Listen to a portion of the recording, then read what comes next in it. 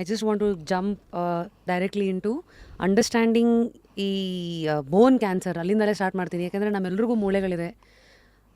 Normal cancer ಅಂದರೆ ಗೊತ್ತು, ಅದು ಎಲ್ಲೋ ಒಂದು ಕಡೆ ಟ್ಯೂಮರ್ ಅಂತ. ಬಟ್ ಈ ಬೋನ್ ಕ್ಯಾನ್ಸರ್ ಅಂದರೆ ಏನು ಡಾಕ್ಟರ್?